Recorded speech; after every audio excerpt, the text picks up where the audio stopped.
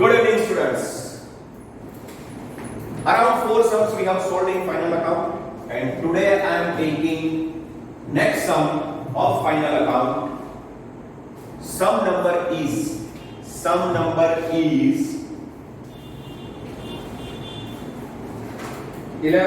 page number 80. Page number 80 सम number 11 और नाम है सलीम एंड शबाना। सलीम एंड शबाना, पहले चेक करो बच्चों।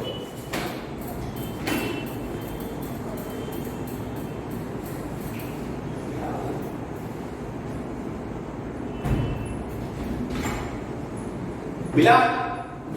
Okay, fine. See, before we start the sum and before we draw the column, certain things need to be checked out. For example, question में एक तो adjustment में check करो कि whether we are given interest on capital, interest on drawing and salary of partners or not. ये तीन चीजें check करनी होती है, interest on capital, interest on drawings and salary, commission, bonus of partners. Because if those things are given, then we will prepare P&L approach. Otherwise approach नहीं बनाएंगे तो चलेगा, right? Because if interest on capital, interest on drawing, salary, commission, bonus of partners are not given, then what shall be write in approach? Nothing, right? तो फिर approach होने की जरूरत नहीं है। In this sum I think there is neither interest on capital nor interest on drawings and nor salary, commission, bonus of partner is given. तो I am not preparing approach. Point number 1, right? तो सबसे पहले adjustment में वो check करना है कि interest on capital, interest on drawings और सैलरी, कमीशन, बोनस दिया है कि नहीं, so that we can decide कि अप्रो बनाए कि नहीं बनाए। तो in this sum we are not going to prepare appro. ये भी मान लो बच्चों जल्दी में बना दिया ना अप्रो, तो भी कोई डरने की जरूरत नहीं है, उसको कैंसिलेशन मत करना, वो तो उसका भी रास्ता है मेरे पास, that I will show you later on. Fine, तो I am not preparing appro in this sum, number 1। Number 2, current account का बैलेंस ट्रायल बैलेंस में दिया है कि नहीं वो चेक करो। ट्रायल बैलेंस में करंट अकाउंट का बैलेंस दिया है कि नहीं दिया है। If balances of current account are given in trial balance, then we will prepare current account. तो in this sum we have been given balances of current account in trial balance, so we will prepare current account. तो we shall prepare both current and capital, दोनों बनाएंगे। However nothing will be written in capital account except capital when we prepare current. I hope that much now you remember, okay? तो हम इसमें opening balances लिख के तुरंत close भी कर देंगे, राइट? तो दो इंपॉर्टेंट चीजें हो गई, एप्रो बनाना है कि नहीं, करंट बनाना है कि नहीं वो, and third last thing, trial balance में ग्रॉस प्रॉफिट या ग्रॉस लॉस या तो फिर बैलेंस ऑफ ट्रेडिंग अकाउंट ऐसा कुछ लिख के दिया है कि नहीं, वो भी चेक करना पड़ता है। ग्रॉस प्रॉफिट अंदर दिया हो या ग्रॉस लॉस या बैलेंस ऑफ ट्रेडिंग अकाउंट, क्योंकि अगर वो दिया है सपोज, तो फिर ट्रेडिंग अकाउंट की वैसे तो जरूरत नहीं पड़ती है, but in that case also यार adjustments need to be checked out, क्योंकि 11th में you might have seen, you might remember, देखो फिर से बता रहा हूं मैं क्या बोल रहा हूं। अगर ट्रायल बैलेंस के अंदर ग्रॉस प्रॉफिट या ग्रॉस लॉस या तो बैलेंस ऑफ ट्रेडिंग अकाउंट ऐसा कुछ लिख के दिया होगा, तो फिर वैसे ट्रेडिंग अकाउंट बनाने का जरूरत तो नहीं पड़ेगा, बट फिर भी in one case we might have to prepare trading account, and it is that के अगर कोई एडजस्टमेंट ऐसा है कि which is recorded in trading account, तो फिर आपको ट्रेडिंग अकाउंट बनाना पड़ेगा, एडवाइजेबल है, and that trading account is known as rectified trading account और रिवाइज्ड ट्रेडिंग अकाउंट। लंबी सांस लो। मैं क्या बन गया फिर से बोल रहा हूं। मान लो ट्रायल बैलेंस में ग्रॉस प्रॉफिट, ग्रॉस लॉस या ट्रेडिंग अकाउंट का बैलेंस दिया है, और अगर एडजस्टमेंट में कोई ऐसा एडजस्टमेंट है कि जो कि आपको ट्रेडिंग अकाउंट को इफेक्ट करता हो, तो फिर हम ट्रेडिंग अकाउंट बनाएंगे, but in that case that trading account is known as revised trading account, right? तो अपने सब में ट्रेडिंग अकाउंट का बैलेंस अंदर दिया है, क्रेडिट साइड, राइट? कितना दिया है? 61,800. 61,800, राइट? तो ये तुम्हारा ग्रॉस प्रॉफिट है क्योंकि क्रेडिट साइड दिया है। बट एक आध एडजस्टमेंट भी ऐसा है कि जो आपके ट्रेडिंग को अफेक्ट कर रहा है, and that's why I have prepared revised trading account, revised या रेक्टिफाइड ट्रेडिंग अकाउंट, बराबर? ये ट्रेडिंग अकाउंट ही है, बट आगे रिवाइज वर्ड लिखना पड़ता है। क्लियर? ओके, तो तीन इंपॉर्टेंट पॉइंट हो गए। नंबर 1, मैं फिर से बोल रहा हूं बेटा, number 1, check the adjustments. If there is neither interest on capital nor interest on drawings nor salary commission bonus of the partner, then appro cancel. Number 1. Number 2, check your trial balance. If we have been given the balances of current account, then we will prepare current account. Otherwise we नहीं बनाएंगे इसको. And third, trading account का balance अंदर दिया है कि नहीं वो चेक कर लो। अगर ट्रेडिंग का बैलेंस दिया है, ग्रॉस प्रॉफिट या ग्रॉस लॉस लिख के या ट्रेडिंग अकाउंट लिख के, तो फिर एडजस्टमेंट में देख लोगे, is there any adjustment which is affecting your trading account? If it is so, if that kind of adjustment is given, then we will prepare revised trading account. Board exam के लिए ये दूसरा important सब है, इस बार टिक करके रखो। Clear? तो मैंने रिवाइज्ड ट्रेडिंग, P&L बनाया, current, capital and balance sheet सब बना दिया, राइट? थोड़े हैंडराइटिंग वाले छोटे-छोटे होंगे आज, ठीक है, सब बनाया है, बराबर? Okay, now we are starting the sum, and first step towards it is to tick all the adjustments. Sir, first adjustment. Salim withdrew the goods of rupees 4,000 for personal use and it is not recorded in the books of account. Okay, partner has withdrawn goods for personal use. इसके journal entry आप लिखो, इसके journal entry लिखो, आपको पता है इसकी journal entry है drawings account debit to purchase, drawings account debit to purchase, drawings account debit to purchase. Why am I emphasizing on passing the journal entry? Because only and only journal entry can help us to identify the effects of this adjustment. Generate करेंगे तब tubelight होगी कि इसकी एक effect drawing में जाएगी और दूसरी इफेक्ट परचेज में जाएगी। दोनों में टिकड़ा करो, ड्राइंग्स में एज वेल एज परचेज, दोनों में टिकड़ा करो। ऊपर ड्राइंग्स पड़ा होगा और परचेज पड़ा होगा, करो टिक किया? हाँ, अब सुनो, काफी लोगों के दिमाग में क्वेश्चन आएगा, सर परचेज नहीं दिया मेरी बुक में। बिल्कुल नहीं देंगे क्योंकि उन्होंने ग्रॉस प्रॉफिट दे दिया है, तो सेकंड टिकड़ा नहीं होगा, खाली ड्राइंग्स में टिक होगी। Clear? Done. Okay, yes sir. Goods of rupees 8,000 purchased at the end of accounting year yet not recorded in the book. हाँ, there is one printing mistake बेटा। Goods of rupees 8,000 were purchased on credit, on credit word वहां पे होना चाहिए था, ये misprint है, right? Credit purchase, इसकी भी जर्नल एंट्री लिखो पीछे। Whenever we purchase the goods on credit, in one lecture I think I had explained, फिर से कर रहा हूं। We have purchased goods on credit. Suppose I purchase goods from X, तो एंट्री होगी purchase to X. Suppose I purchase goods from Y, तो entry purchase to Y. Suppose I purchase goods from Z, तो purchase to Z. But अब purchase account debit to person का नाम। Now since we have not been given the name of the person, which word shall we use? कौन सा word use करेंगे बेटा? Yes, right, creditor. तो purchase account debit to creditor, ये है इसकी जर्नल एंट्री, इसको लिख लो बेटा, purchase account debit to creditor. Journal entry खास लिखो बेटा, इसी से कॉन्फिडेंस जबरदस्त आएगा। परचेज टू क्रेडिटर्स लिखा बेटा, जर्नल लिखी ना, बस अब इसके ऊपर टिक कर दो। परचेज तो है नहीं, तो क्रेडिट का कहीं पड़ा होगा, उसमें टिक कर दो, क्रेडिट कर दिया? Okay, yes sir. Prepaid insurance rupees 400. Okay, तो ऊपर इंश्योरेंस प्रीमियम होगा, उसमें टिक कर दो। सर मीटिंग करके रखेंगे, मुझे याद रहेगा क्या सर? बस okay.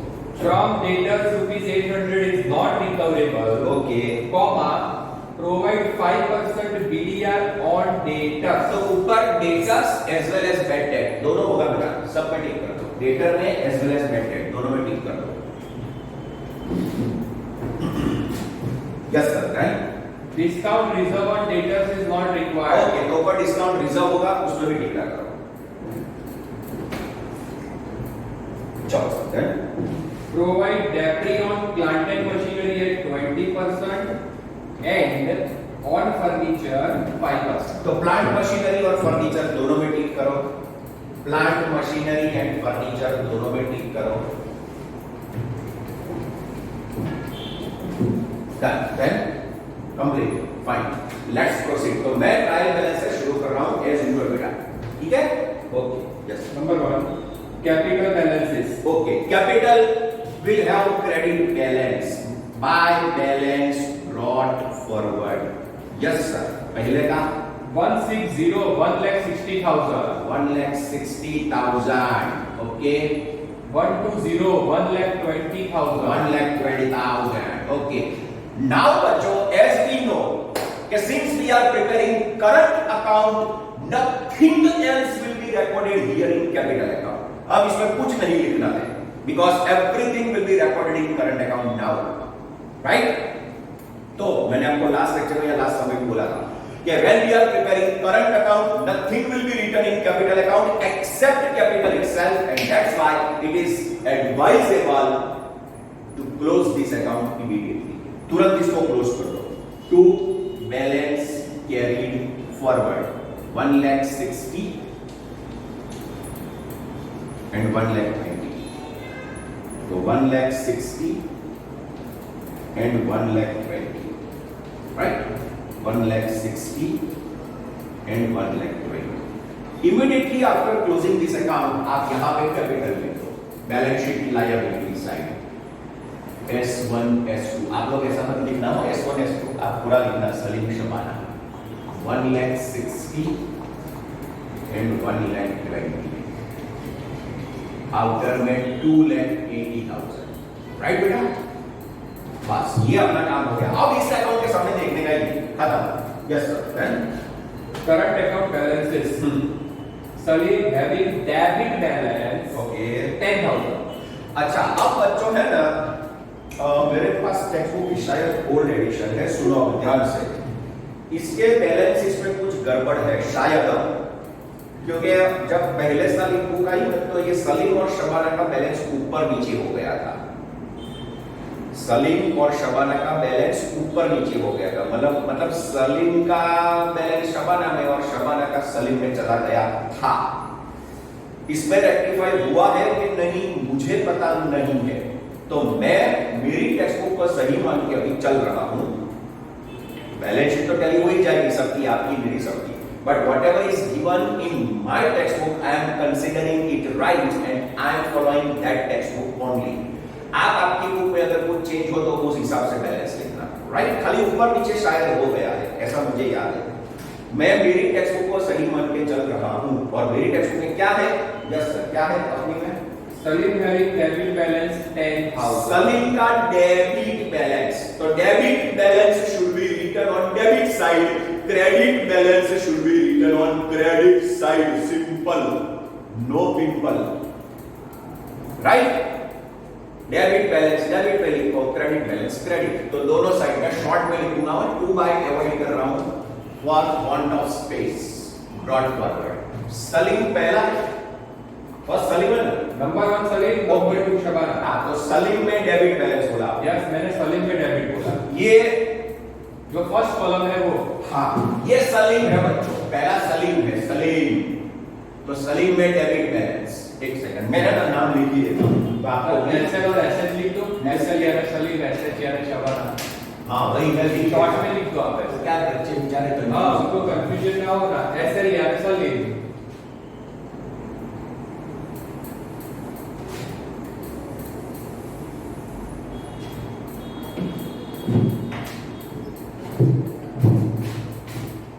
Salim, Shabana, Salim, Shibu, right? Done. तो ब्रॉड फॉरवर्ड ब्रॉट फॉरवर्ड। अच्छा, सलीम का डेबिट बैलेंस मेरी टेक्स्ट बुक में है कितना? 10,000। 10,000। आई स्टिल रिपीट बच्चों, मैं 5 बार बोल रहा हूं इसलिए क्योंकि टेक्स्ट बुक में शायद कुछ मिसप्रिंट हो सकता है। मेरी टेक्स्ट बुक में, in my text book, Salim has debit balance, तो डेबिट बैलेंस डेबिट साइड लिखना है, and Shibu has credit balance, तो शबू को क्रेडिट में लिखूंगा। यस 40,000। 40,000 40 है सर के 4,000 40,000। ठीक है, तो डेबिट बैलेंस डेबिट साइड लिखो, credit balance credit side, simple. Debit debit ही जाएगा, क्रेडिट क्रेडिट ही जाएगा, right? Done. Stock of goods bracket में लिखा है 31 मार्च 17। That is closing stock. If closing stock is given in trial balance, so it has only one effect, and that is in balance sheet on asset side. If closing stock is given in trial balance, then it will have only one effect, and it will be in balance sheet asset side. Because what is stock for us? I had told stock of anything is our asset. तो इसीलिए खाली asset में जाएगा। नीचे second third last line कहीं पे भी लिख सकते हो। क्लोजिंग स्टॉक कितना सर जी? 40,000। 40,000 पक्का? यस। ये तो शबू का बैलेंस भी था right? Oh sorry my mistake. 54,600 है ना? हाँ। ओके, इसके की वजह से थोड़ा गलती हो गई। हाँ डन, ठीक है ना? Yes 54,600 right. ओके सर जी, चलो ठीक है। Now cash balance 560,560। Okay, cash is our asset, तो वो भी असेट साइड आएगा। कैश 560 ना? Yes sir. 560 ठीक है। Okay sir. Now current account with bank debit balance 14,000। अभी ये करंट अकाउंट विद बैंक है, so don't get confuse with partners current account. This current account is bank balance, debit side है मतलब ये bank balance है। वो current word देख के डरना मत। बैंक में अपना जो बिजनेस का अकाउंट होता है that is always current account, it is that one. मतलब अब डेबिट साइड दिया है तो ऑफ कोर्स ये बैंक बैलेंस है, तो ये भी असेट साइड जाएगा कैश के साथ। Bank 14,000 done. Okay sir, done. FD of SBI fix deposit is our asset, fix deposit is our asset, तो असेट साइड जाएगा। FD of बैंक का नाम भी है उसके चलेगा सर, वो तो मैं तो अभी शॉर्ट में लिखूंगा, कॉलम छोटे छोटे हैं तो 80,000 80,000 okay. Debtors and creditors debtors and creditors, debtors asset side ऊपर से around 11th line, right? Right बच्चों, अराउंड 11 रूल नहीं है पर preferable. Debtors and creditors liability side इसके सामने की साइड ही लिखेंगे, अच्छा लिखेगा creditors. Okay, debtors always have debit balance, DD याद रखना, डेटर डेबिट। कितना sir data? 36,800 36,800 36,800 inner column always. Creditors 24,000 24 ये भी इनर कॉलम बिकॉज़ हमने टिकड़ा किया है इसमें, आपने किया होगा क्या होगा 24 सैलरी डन। फिर salary, salary is our expense, तो P&L डेबिट साइड दो लाइन ब्लैंक। सैलरी कितना सर? 37,000 अच्छा, इसमें कोई एडजस्टमेंट नहीं है ना? नहीं है, नो तो 37, तो फिर आउटर कॉलम सीधा बेटा, बराबर है बच्चों? सीधा outer column, there is no adjustment. wherever there is no adjustment we shall write down that amount in outer column, right? Okay sir, done. Land and building, land building is our asset, तो asset side सबसे ऊपर land building कितना sir ji? 1,20,000 outer column. इसमें adjustment नहीं है क्योंकि plant machinery और furniture का इसी में है, इसमें नहीं है। 1,20,000 direct outer column 1,20,000 1,20,000 outer column, right बच्चों? Now inner column plant and machinery inner column plant and machinery, plant and machinery, plant and machinery कितना सर जी? 40,40,000. 40,40,000. Okay. Now inner column furniture. Furniture also inner column, इसमें एक दो line छोड़ के furniture कितना? Only 10,000. Only 10. चलो फिर Insurance premium. Insurance premium is our expense. Inner column. ये debit. Insurance premium inner column कितना सर जी? 2,000. 2,000. राइट बेटा? Now the time for the header adjustment. Here complete हो गई. ये बहुत सारी है ना, हाँ. लेकिन बीच में है ना header adjustment. नहीं वो तो लास्ट में करेंगे. Okay. एडजस्टमेंट तो सब लास्ट कर सकते हैं. अभी तो खाली ट्रायल बैच को फिनिश करेंगे. Stationery and printing. Stationery is also our expense. इसमें एक लाइन छोड़ के स्टेशनरी कितना? 1,200. आउटर कॉलम है. Yes, outer column. Stationery and printing outer. कितना बोला सर? 1,200. 1200. 1200. ओके डन है sir ji. Now bad debts and bad debts reserve in trial balance. Okay तो फिर अपना टैक्स टेबल बनेगा. BD BD BDR minus BDR. Yeah. T A A T. Right बच्चों? Bad debt is our loss and losses always have debit balance. So bad debt will have debit balance. तो debit पे जो balance है वो bad debt. कितना है sir bad debt? Bad debts. Debit 400. 400 और BDR कितना? 2,000. 2000. Okay done. Advertisement expense. Expense word लिखा है तो P&L में ही जाएगा. इसमें एक आध लाइन छोड़ के रखना. एडवर्टाइजमेंट एक्सपेंस कितना? 1,200. 1200. पक्का ना? Yeah. Okay. Traveling expense. Expense लिखा ही है तो ट्रैवलिंग एक्सपेंस कितना सर जी? 800. 800.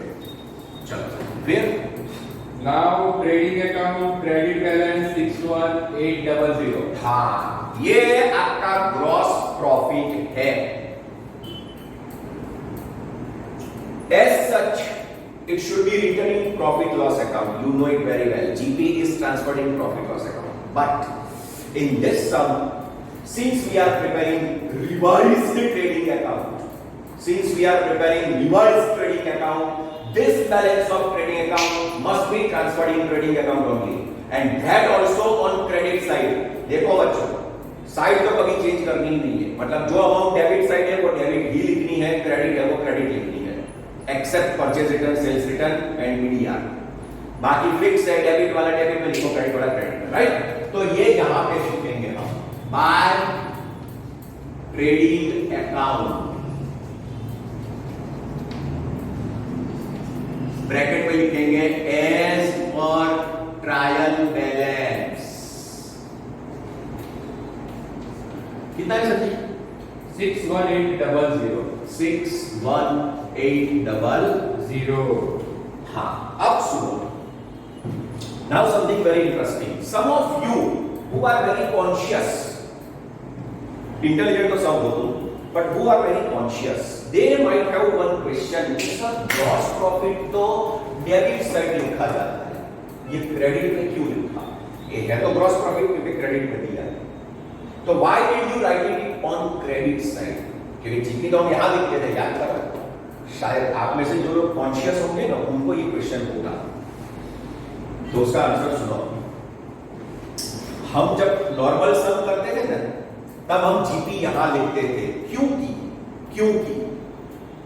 बिकॉज वो अकाउंट को क्लोज करने की एंट्री थी. तो अकाउंट क्लोज करते वक्त हम जीपी यहां लिखते थे, जबकि ये अकाउंट को ओपन किया है. और आपको ये पता है कि क्लोजिंग और ओपनिंग एंट्री ऑपोजिट साइड पे होती है. याद करो, कोई भी ब्रॉड फॉरवर्ड और कैरिड फॉरवर्ड याद करो बेटा. कैरिड फॉरवर्ड जिस साइड लिखते हैं वो उसकी ऑपोजिट साइड ब्रॉड फॉरवर्ड होता है, इजंट इट? तो हम जो नॉर्मल सम में जीपी यहां लिखते थे That was a kind of carried forward, while it is brought forward. इसलिए वो यहाँ आएगा. ये ओपनिंग बैलेंस है जबकि वो क्लोजिंग की एंट्री होती थी, इसलिए ये यहाँ आ रहा है. Is that clear? And moreover, again बेटा, जो डेबिट दिया है वो डेबिट साइड ही लिखा जाता है, क्रेडिट दिया है वो credit side, right? Yes. Discount reserve. Discount reserve Having credit balance. Okay, reserves will तो always have credit balance. अब देखो बच्चों, डिस्काउंट रिजर्व अगर दिया हो ना तो इट इज एडवाइजेबल. जैसे बैंक डेट का टैक्स टेबल है वैसे डिस्काउंट का टैक्स टेबल बना दो. Discount plus again discount plus discount reserve and minus discount reserve. It is advisable to prepare it like this always. Tax table फिर से TAAT. अब एक बहुत ही धांसू चीज सुनो. अगेन 11 को ध्यान से पढ़ा. उनको ऐसा होगा सर हम 11 में ये नहीं लिखते थे डिस्काउंट ए वाला, खाली TAT बना देते. I don't say that is wrong, okay चलेगा, but some students might have the confusion कि सर ये 11 में नहीं लिखते थे 12 में क्यों लिखेंगे. बेसिकली बेटा ये 11 में भी आ सकता है 12 में भी आ सकता है. ये जो है डिस्काउंट अलाउ ये हो सकता है एडजस्टमेंट में. कैसे वो कभी डिस्कशन करूंगा मैं, राइट? अभी इसको सस्पेंस रखता हूं. बट आप पूरा टैग बना ही देना, चाहे इसमें कुछ आए नहीं है वो तो डैश कर देंगे, बट ये हो सकता है. चलो बता ही देता हूं. मान लो suppose you are given one adjustment like this. आप ध्यान से सुनना हो. सपोज मैंने आपको एक एडजस्टमेंट दिया नीचे कि ऑन 31/3 मतलब on the last day of accounting year 31/3 goods of rupees 10,000 were sold at 10% cash discount by check. I repeat, goods of 10,000 were sold at 10% cash discount by check, which was left unrecorded.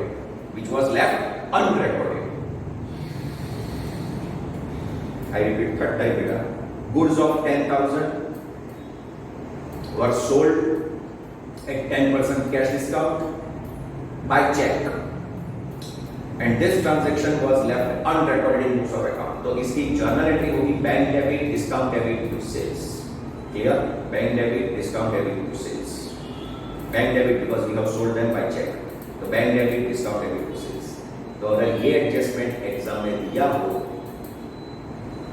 तो ये discount कौन सा हुआ? Trial balance का हुआ. बिल्कुल नहीं, ये एडजस्टमेंट का. So bear in mind, discount adjustment का हो सकता है. अभी तक बोर्ड में नहीं आया है, टेक्स्ट बुक में नहीं है, that is a different thing, but ये हो सकता है. बहुत ही क्लियर. ऐसे तो 50 मतलब मैं एग्जांपल बना सकता हूँ. ये छोटा बताया एग्जांपल, तो डोंट मींस गेट कंफ्यूज. ये आप लिख सकते हो, नहीं आया तो डैश कर देंगे, right? Yes sir. Discount reserve कितना था अपना? ये 760. ठीक है सर, चलो आगे बढ़ेंगे. मतलब ट्रायल बैलेंस इज कंप्लीट. तो अब हिडन एडजस्टमेंट कौन सा? दो है. ओके, पहला कौन सा? पहला है लीजहोल्ड मशीन्स. लीजहोल्ड मशीन्स नहीं, तो ये प्लांट मशीन कौन सा? वो है ना, वो चीज अलग है. वो मैं प्लांट मशीन बोला, वो सेपरेट एंट्री है, और ये लीजहोल्ड मशीन का सेपरेट एंट्री. अच्छा, तो लीजहोल्ड अंदर है ना? हाँ, तो वो इधर लिखना है मेरे को. हाँ, तो लीज लिखना है. इसका सेपरेट एंट्री है, वो 60,000 है. ये कितना है लीज बोलो? वही बोला ना, 60,000. ओके. और उसका डेट है फ्रॉम हाँ 1/4/16 for 5 years. 1/4/16. ओके. और अपनी ट्रायल बैलेंस की डेट कौन सी है? As on ended 31st March 17. Fine. तो लीज में मैंने आपको उस दिन एग्जांपल सारे बताए थे जूम में. फिर से एक बार, whenever you come across the adjustment of lease,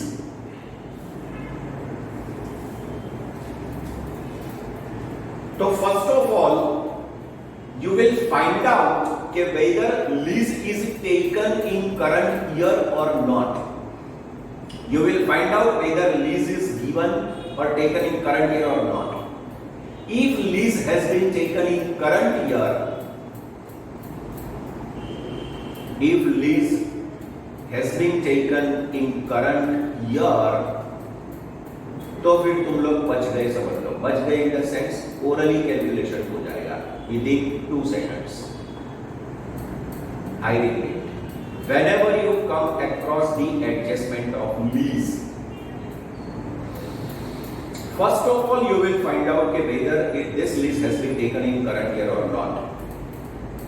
अगर करंट में लिया तो हमारा कैलकुलेशन सिंपल हो जाएगा, अगर करंट में लिया तो सीधा ईयर से डिवाइड, ओरली खत्म बात। तो हमने ये करंट ईयर में लिया है, कैसे पता चला? तो हमारा ट्रायल बैलेंस का डेट है 31/3/17, ये लिया है 1/4/16। अगर मेरा अकाउंटिंग ईयर 31/3/17 को खत्म हुआ है मतलब it would have started on 1/4/16, मतलब जिस दिन अकाउंटिंग ईयर शुरू हुआ उसी दिन मैंने लीज ले लिया, सेम डे, मतलब करंट में ही लिया है, तो सीधा नंबर ऑफ ईयर से डिवाइड कर दो तो अपना लीज राइट ऑफ हो जाएगा। तो माइनस रिटर्न ऑफ 5 साल का है सर, यस, तो 12,000 आएगा, बराबर 5 से डिवाइड करेंगे, राइट। तो 48 आउटर में, और लीज की सेकंड इफेक्ट ये अपने लिए एक्सपेंस है एक टाइप का, तो P&L debit lease return of 12,000। Clear बेटा? अगर लीज करंट ईयर में लिया है तो सीधा नंबर ऑफ ईयर से डिवाइड कर दो, आपको राइट ऑफ मिल जाएगा। डन? इतना clear? One step ahead I will go. अब एक स्टेप आगे, यहां मान लो 1/4/16 की जगह 1/10/16 दिया होगा, 1/10/16 न 1/10/16, तो भी ये लिया तो करंट में ही है हमने, 1/10/16 भी करंट में ही आती है डेट, हमारा करंट कौन सा है? 1/4/16 से 31/3/17, तो 1/10/16 इसी साल में आता है, तो भी इसमें प्रोसेस यही करनी है, 5 से डिवाइड मतलब 12,000, बट वो 12,000 पूरे साल का होता है। अगर मैंने 110 को लिया होता तो 10, 11, 12, 1, 2, 3 6 months I would have utilised this property, तो मैं 6 मंथ्स का राइट ऑफ करता 6,000, इसका आधा कर देता, 12 का half 6।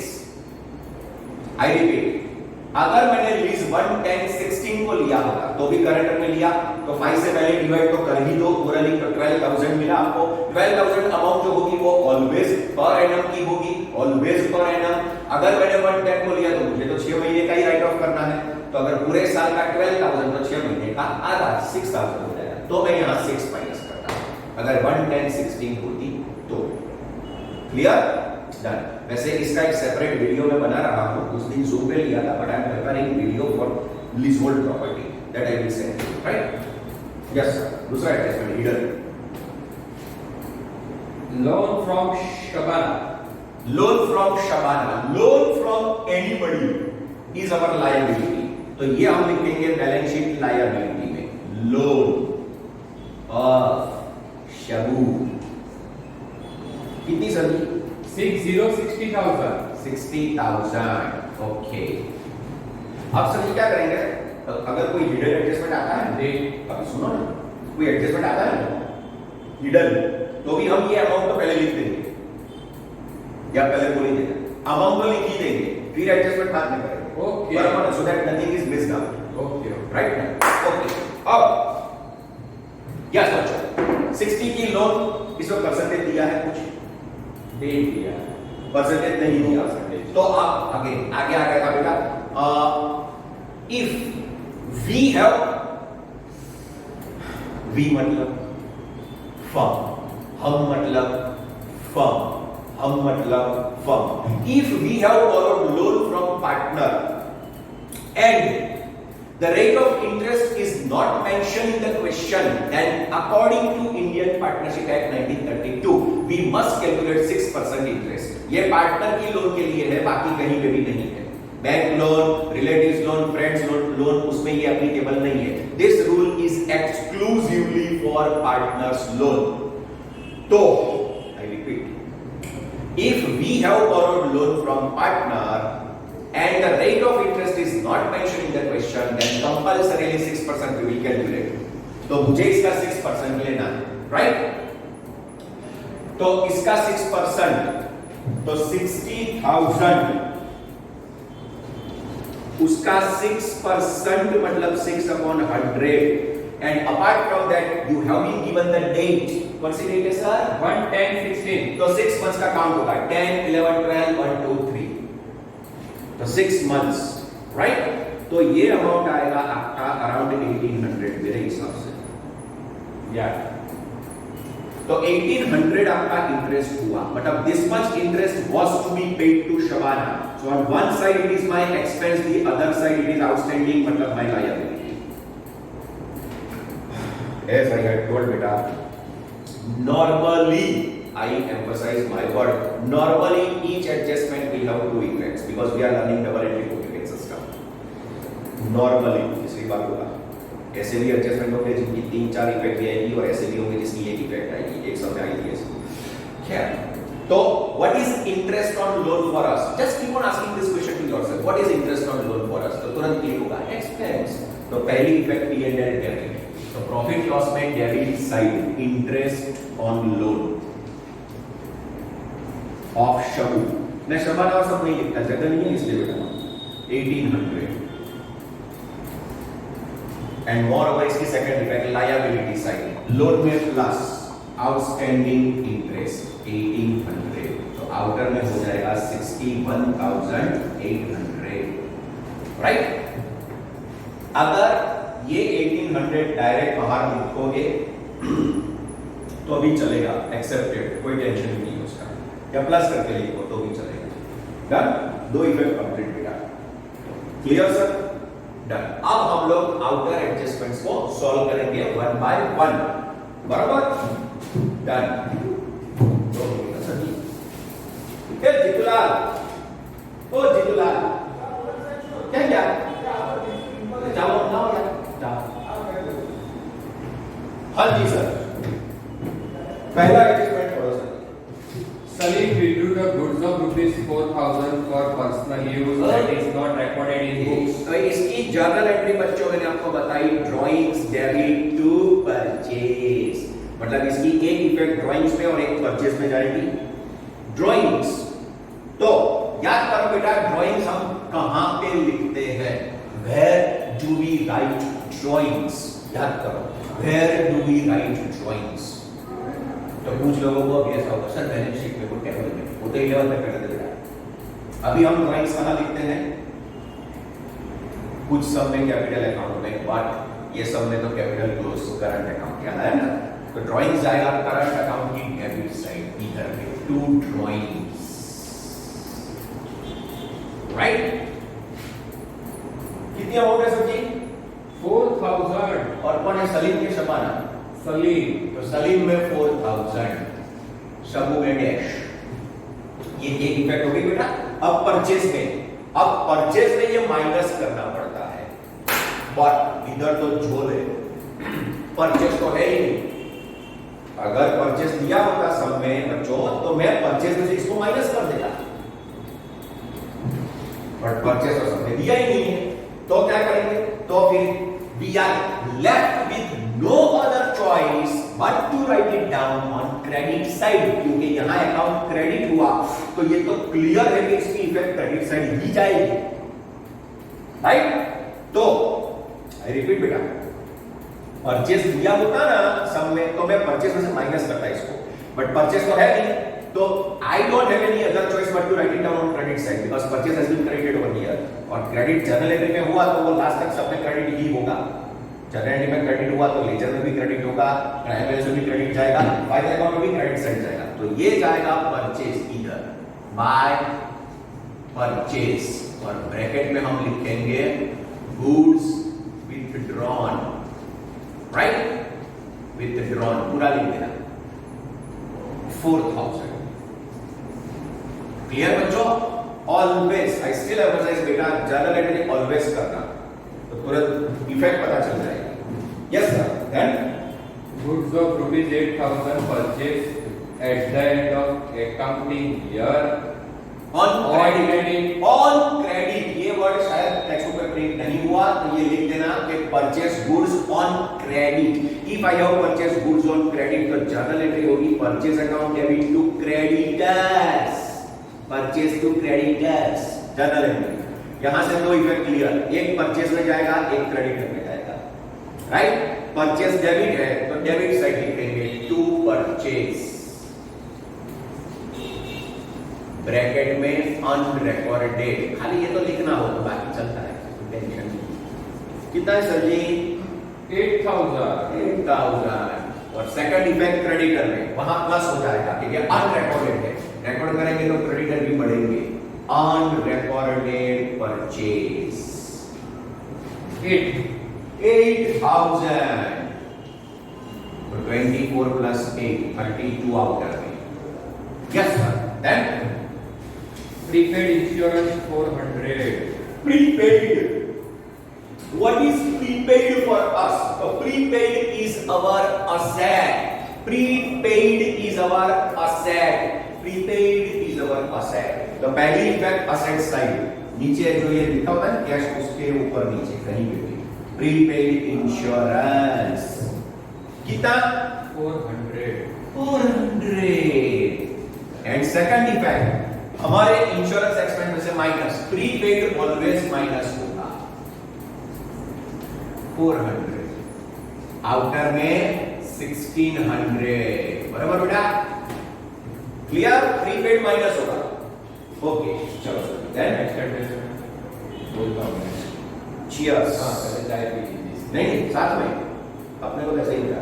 From debtors 800 is not receivable. मतलब बैड डेट, ये बैड डेट है तो इधर टैक्स टेबल में बीडी 800 है सर। Yes sir. ओके, और सेकंड इफेक्ट डेटर में से माइनस बीडी 800, अब बचेगा 36,000। Okay sir ji. Then 5% BDR.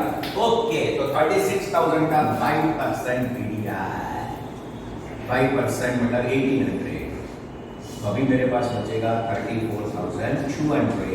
1800 की सेकंड इफेक्ट चार्ट टेबल में ये रहा 1800। 3,000. ये तो बढ़िया है, गलती हो जाती तो बराबर है। 3,000 में से 2,000 गया तो 1,000, राइट? देन बच्चों क्लियर? ओके सर, आगे। Discount reserve on debtors is not required. Discount reserve is now not required। देखो, अगर उन्होंने लिखा होता एडजस्टमेंट में कि डिस्काउंट रिजर्व 500 रुपीज रिक्वायर्ड, शायद ऐसा लिखा होता, बराबर? स्टेप बाय स्टेप जाएंगे, कोई जल्दी नहीं करेगा। अगर उन्होंने लिखा होता कि डिस्काउंट रिजर्व रुपीज 500 रिक्वायर्ड, तो मैं क्या करता, इधर लिखता डिस्काउंट रिजर्व एडजस्टमेंट 500, बराबर? और उसके सेकंड इफेक्ट में डेटर में से माइनस कर देता, अगर ऐसा लिखा होता तो। अगर उन्होंने लिखा होता कि डिस्काउंट रिजर्व 200 इज रिक्वायर्ड, तो मैं इधर 200 लिखता, डेटर में से भी 200 माइनस करता। अगर उन्होंने लिखा होता कि डिस्काउंट रिजर्व 100 इज रिक्वायर्ड, तो मैं इधर 100 लिखता, वहां से 100 माइनस करता। अगर उन्होंने लिखा होता डिस्काउंट रिजर्व 50 रुपीज रिक्वायर्ड, तो मैं इधर 50 लिखता, वहां से 50 माइनस करता। अगर उन्होंने लिखा होता डिस्काउंट रिजर्व 10 रुपीज रिक्वायर्ड, तो इधर 10 लिखता, उधर 10 माइनस करता। अगर उन्होंने लिखा होता डिस्काउंट रुपीज 5 रुपीज रिक्वायर्ड, तो इधर 5 लिखता, उधर 5 माइनस करता। अगर उन्होंने लिखा होता डिस्काउंट 1 रुपी रिक्वायर्ड, तो इधर 1 रुपी लिखता, उधर 1 रुपी माइनस करता। तो दो इधर देता, एक इधर नहीं होता। अब उन्होंने बोला है नॉट रिक्वायर्ड, और मैथ्स में नॉट का मतलब जीरो होता है, मतलब इधर जीरो लिख देगा, सिंपल, और उधर जीरो माइनस कर देगा। इधर तो डैश, ये तो है ही नहीं, तो नॉट का मतलब जीरो होता है, तो इधर जीरो लिख लेगा, और वहां से जीरो माइनस। मतलब ये एडजस्टमेंट हाईलाइट कर देगा, ये भी एडजस्टमेंट भी बोर्ड एग्जाम में इंपॉर्टेंट है इसका। तो नॉट रिक्वायर्ड का मतलब यहां जीरो लिखो, और जीरो लिखना मतलब कुछ नहीं, मतलब डैश ही कर दो यार, डैश डैश डैश, इसका टोटल करोगे तो डैश होगा, मतलब जीरो होगा। इसमें से 760 गया, तो ये आएगा -760, इसको हाईलाइट कर देना हाइलाइटर से, ये माइनस में आया, तो 11 में जाओ, इसको माइनस अगर आता है तो प्लस करने के लिए opposite side, yes, carbon line ऊपर छोड़ के, by discount reserve brought from debit side,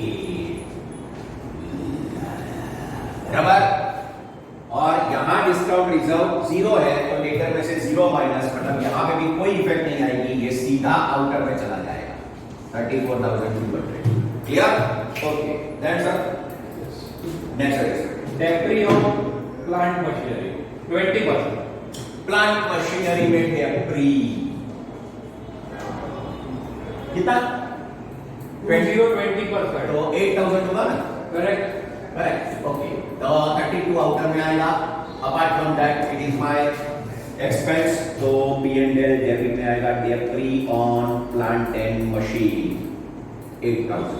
okay sir, then मेरा बच्चे depre on furniture 5%. Depre on furniture 5%. तो फर्नीचर में से डेप्री माइनस 5% मतलब 500. या तो आउटर में 9,500 और 500 की सेकंड कटेगा. फिर से डेप्री ऑन फर्नीचर 500.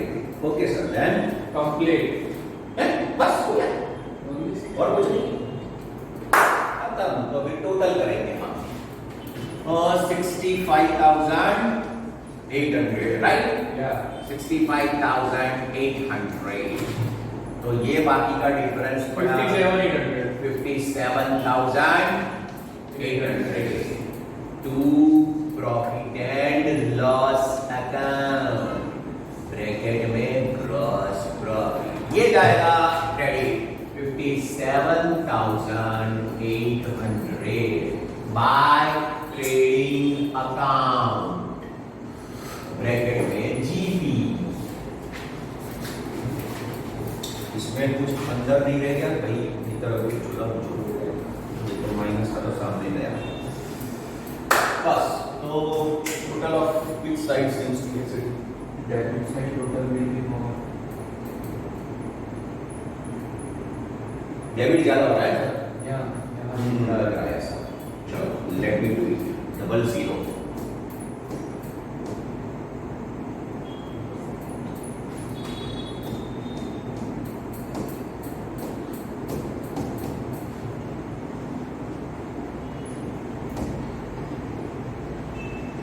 65,100 अराउंड आ रहा है.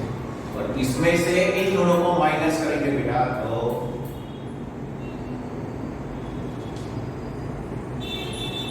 6 एकदम करेक्ट है. 6540 डन. तो ये हो गया बाय पार्टनर्स करंट अकाउंट, क्योंकि ये करंट में जाएगा. एप्रो नहीं बनाया बेटा, तो इसी को डिवाइड कर देंगे, बराबर ना? ये है अपना net profit. It is also called net divisible profit, क्योंकि एप्रो बनाया नहीं. लॉस नहीं होगा नेट. बाय पार्ट, हाँ sorry, net divisible loss. Net loss equal to net divisible loss, right? S1 S2 3270 both of them. 3270. 70. Okay. As no ratio is mentioned in the sum, so we will take it by default 1 proportionate 1. 1:1, बराबर. Done बेटा.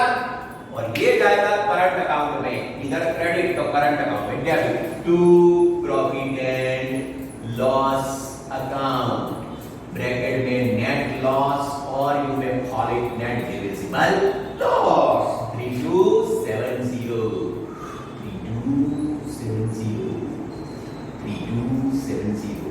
Right? Okay, now we will close this account. Current को close. Current में सलीम में debit क्या है देखो 17270, right? तो ये यहां पे सीधा carried forward to balance carried forward 17270. मैंने बताया था कि टेक्स्ट बुक में ओल्ड में और न्यू में थोड़ा फर्क है, वो बैलेंस कुछ ऊपर नीचे हो गया है, तो देख लेना वो क्या है. मैं मेरे टेक्स्ट बुक पे सही मान के अभी कर रहा हूँ. तो मेरे का आएगा 17270, बराबर. डेबिट का ज्यादा आया. डेबिट का बैलेंस ज्यादा है, मतलब ये असेट साइड जाएगा, राइट? समान में क्रेडिट का ज्यादा है 40. 17270, तो ये 40,000, बराबर. और ये 40 इधर. 40 में से ये 770 होना चाहिए. कितना से 36770 आना चाहिए. 36 6770 चेक कर लीजिएगा। Balance carried forward liability side, ये लायबिलिटी, ये ब्रैकेट में लिख देना बेटा, आपके लिए अच्छा है। वन मोर मिस्टेक, 3 होना चाहिए, 7 73 ना, हाँ सॉरी, कोई टेंशन नहीं, हो गया ना? Done, Okay. चलो perfect. 36730, yes sir. I still emphasise बेटा, साथ में अगली बार बोल रहा हूँ, टेक्स्ट बुक के हिसाब से मेरा ये आंसर आ रहा है। आपकी टेक्स्ट बुक में सलीम और शबाना का करंट अकाउंट का ओपनिंग बैलेंस देख लेना, वो शायद उलट हो गया था, तो उस हिसाब से आप करना, पर कोई चिंता नहीं। Answer different. हाँ मतलब वो मुझे पता है, मैंने बोला शुरू करने से पहले बता दिया कि इसमें कुछ गलती थी, न्यू में कुछ रेक्टिफाई हो गया था लास्ट ईयर, तो मेरे पास पुरानी फिगर इंटरचेंज किया। हाँ ठीक है, कोई टेंशन नहीं, हाँ 40 और को फिगर इंटरचेंज, कोई चिंता नहीं, अपना टैली हो जाएगा सब कुछ, हो जाएगा। आपका तो हो जाएगा सर। डन, ओके बेटा, ये जाएगा लायबिलिटी साइड पे, तो यहां पे लिखेंगे current account,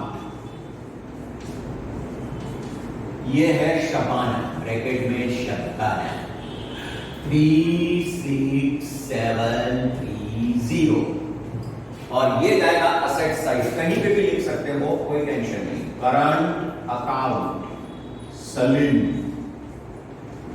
it is known as debit balance, मैं ऐसे ही लिख रहा हूं, जरूरत नहीं है।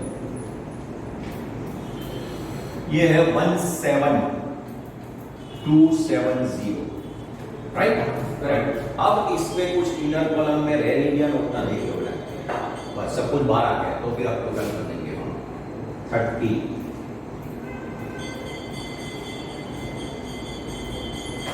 406530 टोटल दिया है।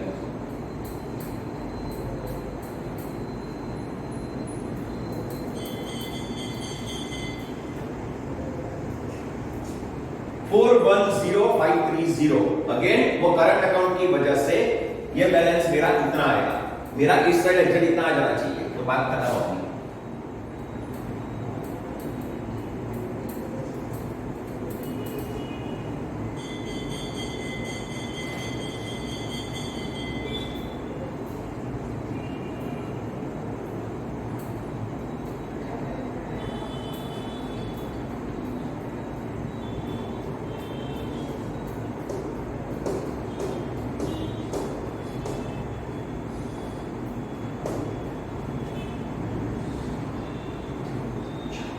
हो गया कंप्लीट, 410530, राइट? आपकी बुक में अगेन बैलेंस शीट का टोटल ऊपर हो सकता है, because of this current account balance ऊपर नीचे कुछ हो गया है, तो accordingly you can solve it, right? ठीक है बच्चों, fine, if any doubt you can call me और just send me on WhatsApp, clear? Enjoy yourself, fine.